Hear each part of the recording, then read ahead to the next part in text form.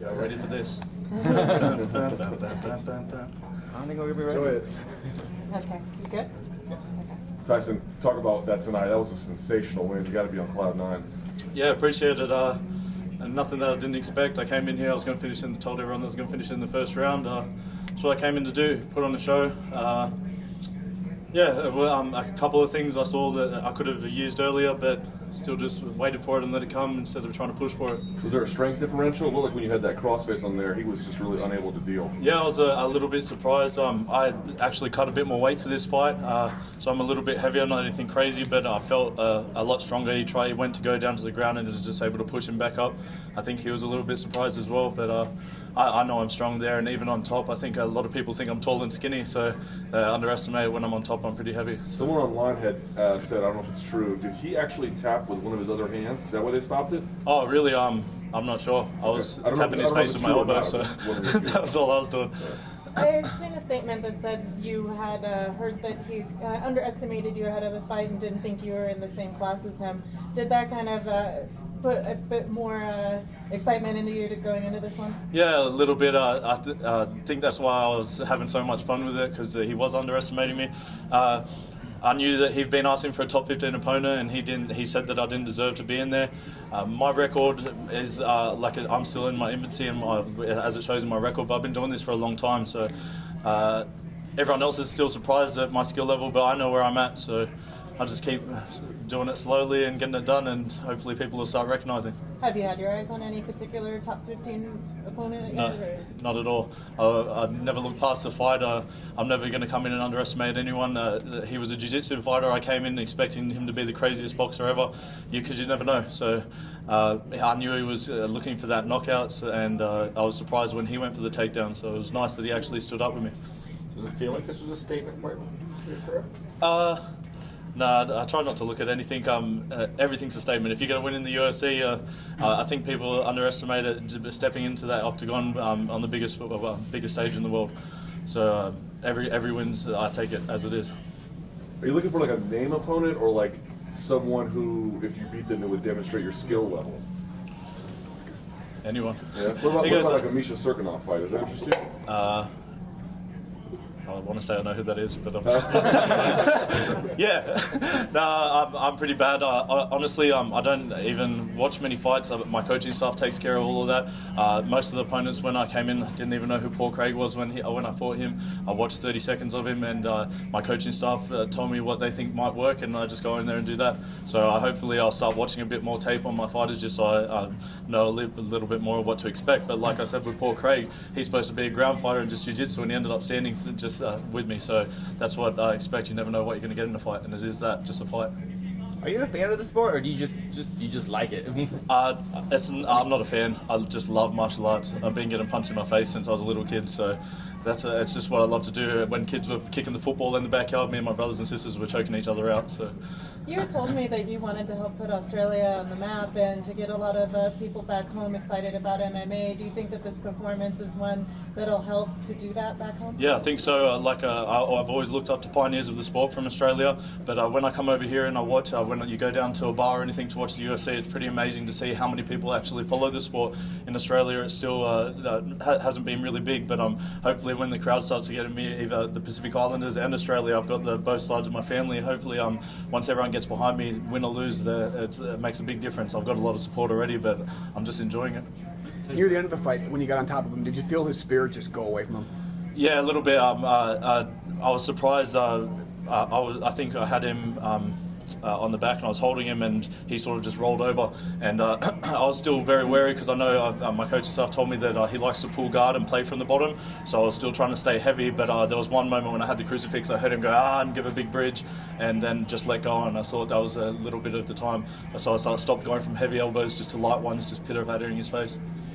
I know you said that you don't watch a lot of MMA, but and you may not know this was just the 6th finish via crucifix position in the history of the UFC, this according to Fight Metric. And I'm wondering, putting you on the spot, if you could name any of the other 5 finishes via crucifix. I'm definitely not joking when I said I'm surprised that I'm number 6, so that's pretty cool. No, definitely pretty rare thing. Yeah. John Jones, Gary Goodridge, a couple of them. So you're in Yeah, an man, auspicious company. that's amazing, and it's pretty funny because this is the first camp that I've actually practiced the crucifix. So, and I was actually practicing from the bottom, so I could get it. That's like I said in the post interview, we were practicing to get it back on top. So, Gary Goodrich, Matt Hughes, John Jones, Paul Kelly, and Jung Young Kim, and now you. ooh, there's some good names up there. Awesome. And also, you are of Samoan descent, Yep. correct? What is it like to be on the same card as the Super Samoan, Mark Hunt? Is this a big deal for you? Yeah, it's crazy having Australians and another Samoan on there. Just the support and everything. It's been pretty amazing. I have the same manager as Mark. I only met him a couple of times this time again, but man, it's crazy because we have such a small nation, but to have that, even in NFL, you see that like per capita, we have so many elite athletes, and I really think once we move across to MMA, we're a lot in rugby league, rugby union, but once they get that skill set and the knowledge, I think we're going to be a dominant force. Are you a rugby fan? Yeah, used to Do play you know rugby. about the tournament going on? Yeah. I Have do. you met any of the players, or are you going to? No, not at the moment. I like rugby, but I'm not a massive fan. Like it's pretty much like MMA. Are you Australian team or All Blacks? I'm gonna have to go Australia. That's New Zealand. Yeah, fair enough. There's a lot of Samoans and Islanders, but in the New Zealand team. So I've got a lot of friends that have played in there. My younger cousin Dylan Zalesniak, he plays for New Zealand. So yeah. Can you explain some of your tattoos, especially the ones on your lower back? Are those traditional? Yeah. I actually got it done with my dad. It's probably one of the worst experiences I've had in my life. But it's amazing having the first one in the octagon and to just represent. It's awesome. How about this one on your arm with the Pedro and it looks like a wolf? Yeah, so the top, they're all my cousin. That's the same as the hat I wear. Actually, I haven't explained that story in the UFC. My cousin was killed in Afghanistan in 2010. His was in the American military. His mum, who's here tonight, sent me this hat, and I've worn it to every fight. So I've got him tattooed on me as well. So that's what the deal with the hat is. Do you have to ask for permission to wear it? Yeah, I did. I had to get it approved. So. And they obviously said yes. Yep. Was it a tough thing to get approved? No, not really. They were pretty helpful with it. I was a bit worried that I wasn't going to get to wear it, but I was really happy once I explained what it was. So they were very helpful. Did he wear that hat? Yeah. Wow. It's got the jump wings on it too. Yep. You're still only 6 fights deep in your career, right? How active are you trying to be in 2017? I want to try and get another 2 in at least. This is I've made the jump up to UFC, and now I've got 2 fights in it. That's all I want to do is just keep getting more and more. So I'm excited what it has to offer. I think I'll probably be heading back over to Jackson Wink again, and it was awesome having Coach Wink, my dad, and Sully from Australia. So we've got a good team happening. Do you think you're ready for the top 15? I have no idea. Every time I've been underestimated with my ability, so you won't find out until you step in there with someone. But I'm excited to. I've got my brother-in-law here as well, who's just signed with the UFC, Tai Tuivasa. He's a heavyweight, and that's what I want to do. I want to be on the same card with him. I think that'll be sick. So can't wait. There's a fight. Should there be a fight that opens up in Auckland later on this year? Is that a fight card that you're going to try to push for? Yeah, I've heard they've been throwing it around.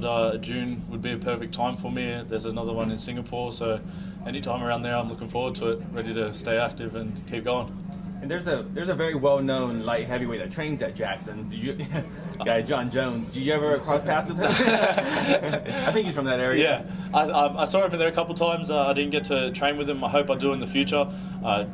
They're very good with putting the people in there and making you a better athlete, and I hope so. He seems like a really good guy, and I didn't get to see him too often, but I heard he has a fight coming up mid-year, so it'd be awesome to be around that time as well. Can we put in a petition to keep the Walkout song? Oh man, I'm not sure. I didn't even know if the crowd really enjoyed it. I heard just before I walked out, my manager came in and told me, he goes, "Do you know the song hasn't been released in America?" I was like, "Oh man, I'm going to walk out there, everyone's just going to be quiet." I go, "Why are they playing Sexual?" What was your walkout song? Sexual by Naked. So no one. I walked into the UFC office and I was like, "Let me ask you a question. Has anyone heard this song before?" I played it. No one had any idea. So I was a bit worried about that one. I was only going to play it just to show the Americans and then hopefully move on to a new song. But I know people seem to be enjoying it, and I like how much it lifts me up. It's not an angry song, and I like being happy. So And you're winning. yeah, that's true. Cool. All good. Thanks guys. Congratulations. Appreciate it. Thank you.